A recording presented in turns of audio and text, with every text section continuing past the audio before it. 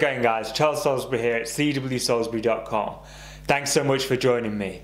First off, I need to kind of make a little bit of an apology to you. You may be able to hear a leak. That's basically a block gutter that is nothing to do with us, but you can actually hear it on this mic. This mic keeps picking it up, so hopefully it's not too distracting. But I hope you enjoy the content anyway, and my apologies. Hopefully they'll get that fixed soon. Thanks. Today we're going to be chatting about the routine before bed and how is the best way to look after your hair throughout the night. So I'm going to break this down into a few tips, a few key points. Firstly, don't go to bed with wet hair. Having wet hair is gonna, I've said this in another video before, when you tie up your hair when it's wet, you increase the tension on the hair as it dries naturally, causing it to break. It's also terrible for the scalp because it's not giving it time to breathe, and it's keeping that damp environment that'll make it exacerbate dry skin. Basically, if you have a problem with dry skin, that'll make it worse. The other problem with going to bed with wet hair is it's not actually that pleasant as well.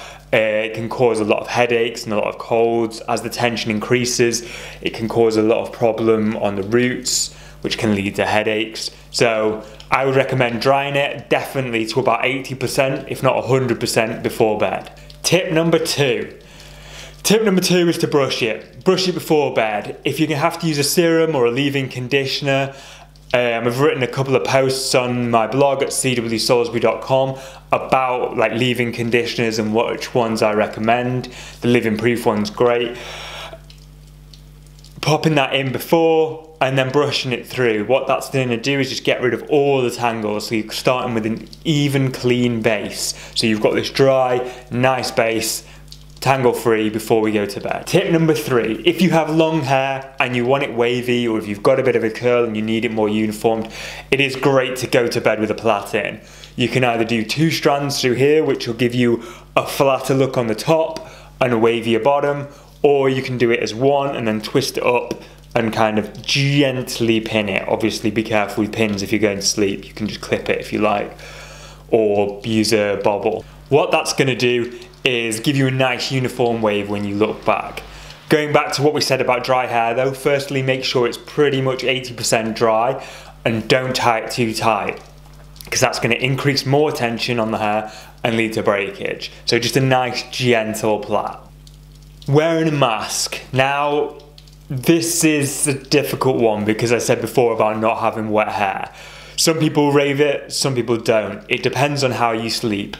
Remember that you're kind of going to need to tie it up so it doesn't get on your face, because hair masks can be quite heavy for the skin, so they can cause breakouts, especially like around here on the neck. And it also isn't good to have it, you're going to have to wash your pillowcases more often for the same reason. What I would recommend is if you have long hair and it's dry or thirsty, maybe give it a try. If you get on with it, great. If you don't, then just stop doing it. But yeah, you will have to probably do a little bit more laundry because it will cake your pillowcase. Leading on to that is pillowcases and sleep caps. Now I've said on my Instagram before that I really rate sleep caps. If you can get a silk one, it stops the hair, it stops the friction throughout the hair, and it stops breakage. It also decreases the amount of tangles that you get throughout the night. So I can recommend them. I do recommend, I've only ever used this silky one, I haven't used it, Phoebe's used it, but I do recommend that. It is a really good one. They are quite expensive, so it depends on what you are. You can also just use a silk scarf, just anything silk that you can use is best for the hair. You can also get silk pillowcases. They again are super expensive, especially when you think that you need a few of them for a set to keep washing them. We don't have them. I'm not sure whether they're supposed to be really good for your skin. I've seen a lot of beauty bloggers say that they use them and they rave about them non-stop. But factor in the cost, because you're not going to just need just one. You're going to need one for each pillow, and then you're going to need a couple for every time you're changing them. So if they're too expensive, sack it off. But it is something to look at if you're wanting to go down that road.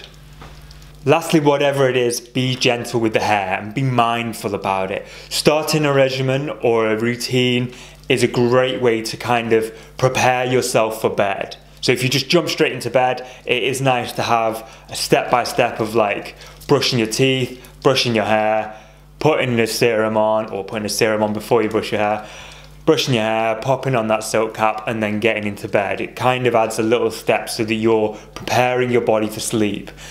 There's a lot of reading about sleep, and that is the best way to these kind of routines are really good to get your body in the right direction for sleep. So if you have trouble sleeping, it could be a good idea to have like a step-by-step that you do every night to do with your hair, which benefits your hair and it can benefit your sleep as well. That's it for today, guys. Thank you so much for watching. As always, like, comment, subscribe, you know the drill. Thank you very much. I'll see you soon. Take care.